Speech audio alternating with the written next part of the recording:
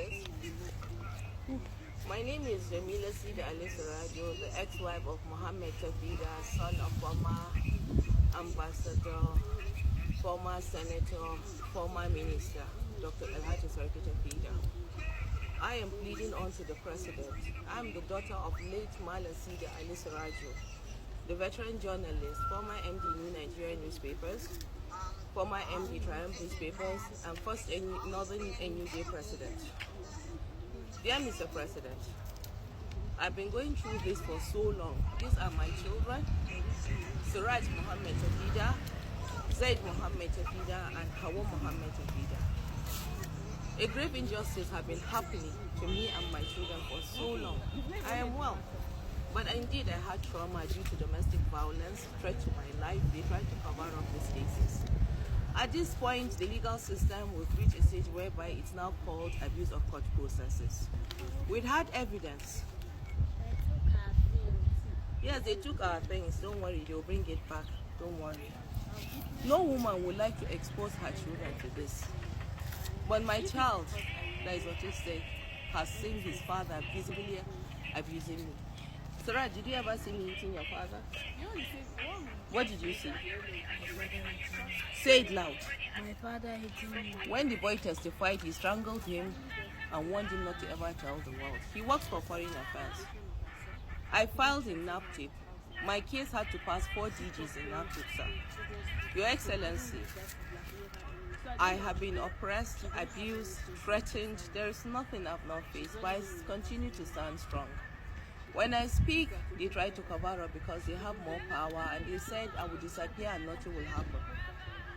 The safest place I can be is this resident that his father gifted to us, that later the father indeed took me to court and said he did not give Mohammed house, that we were illegal tenants. I had nowhere to go with these children. I was bruised, battered, in a broken state of mind. I had to go for therapy. Well-wishers have been standing by me. I've been taking care of these children selflessly, and he works for foreign affairs. How he even left the country is questionable.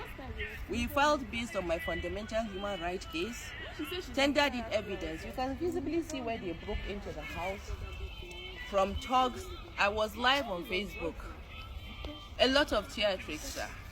A certain general once appeared from nowhere.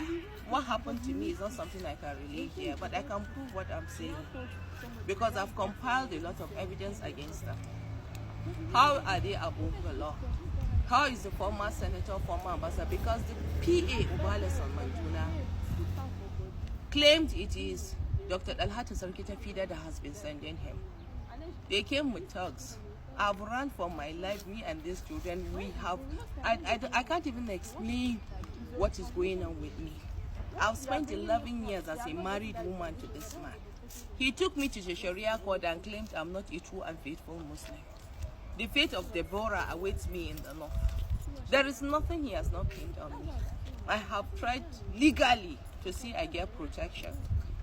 Your Excellency, I am pleading on to your person because once upon a time, my father told me the story of how you fought during the June 12 movement. Now, this man is late. I am seeking for help and intervention because I am not willing to move an inch because I fear for my life. My neighbors had been protecting me. Live, he came with masked men wielding weapons in the night, and later when they were caught, I screamed and began to shout. My mother was there, my neighbors were there. They claimed they were from the courts. There's no court that works in the night, sir. Police was there when the domestic violence case started. They said that, madam, domestic violence is a civil case. The same thing with NAPTIP. I filed first and then they deceived and manipulated me. I filed a case against a certain officer called Yasser. Actually, he was working with Mohammed Tafida. I can't prove it, but they were together because he made me to call Mohammed. And then later on, when he took me to the Sharia court, I learned that I called him, I was begging that I lied against this person. I never lied. I'm pained.